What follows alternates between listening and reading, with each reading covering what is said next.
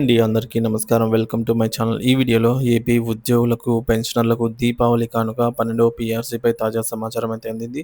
దీనికి సంబంధించి పూర్తి వివరాలైతే వీడియోలో తెలుసుకుందాము. వీడియో అయితే ఎక్కడ గాని స్కిప్ చేయకుండా ఎండ్ వరకు చూసేయండి. అప్పుడు ఇన్ఫర్మేషన్ పూర్తిగా అర్థమవుతుంది. అలాగే వీడియో చూస్తున్న ప్రతి ఒక్కరు వీడియోకైతే లైక్ చేయండి ఫ్రెండ్స్. ఈ వీడియోని తోటి ఉద్యోగ, పెన్షన్ మిత్రులతో అయితే షేర్ చేయండి. కొత్తగా మన ఛానల్‌ని చూస్తున్న వారు ఇంకా ఎవరైనా సబ్స్క్రైబ్ చేసుకున్నట్లయితే వెంటనే మన ఛానల్‌ని సబ్స్క్రైబ్ చేసుకోండి.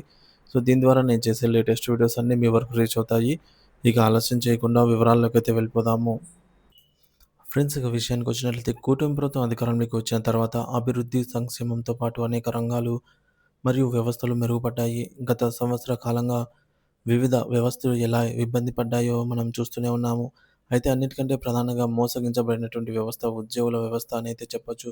ఉద్యోగులకు ముఖ్యంగా ఉపాధ్యాయులకు ఇచ్చిన హామీలు, వారికి దక్కాల్సిన ప్రయోజనాలను దూరం చేసి అత్యంత మోసం చేసిన వ్యవస్థ అయితే అనైతే చెప్పవచ్చు. ఈ సందర్భంగా ఉపాధ్యాయులకు సంబంధించి కొన్ని విషయాలనైతే తెలుసుకుందాము. ప్రతి 5 ఏళ్లకు ఒకసారి ప్రభుత్వం ఉద్యోగులకు సంబంధించి పీఆర్సీ కమిషన్ వేయడానికి, దాని ద్వారా జీతాలను సవరించడానికి జరుగుతుంది. అలాగే ప్రతి 6 నెలలకోసారి డీఏ ప్రకటించడం కూడా ఆనవాయితీ. ఇవి క్రమం తప్పకుండా జరిగే ప్రక్రియలు. పీఆర్సీ విషయంలో మోసం. 12వ పీఆర్సీకి సంబంధించి 2023 జూలైలో పీఆర్సీని ప్రకటించాల్సిన పరిస్థితి ఉంది.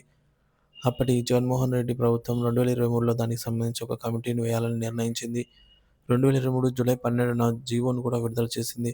పీఆర్సీని ఎంత ఫిక్స్ చేయాలనే విషయాలపై ఆ కమిటీని నియమించడం జరిగింది.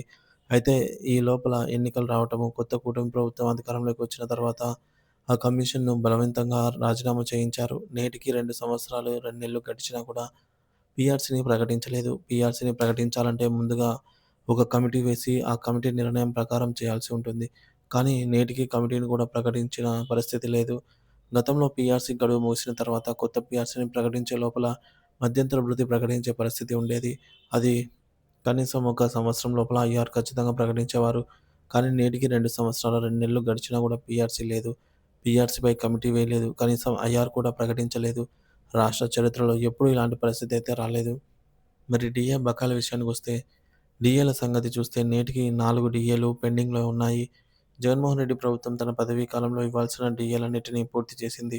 అయితే ఈ కూటమి ప్రభుత్వం అధికారంలోకి వచ్చిన తర్వాత ప్రతి 6 నెలలకు ఇవ్వాల్సిన 4 డీఏలు నేటికి పెండింగ్‌లో అయితే ఉన్నాయి.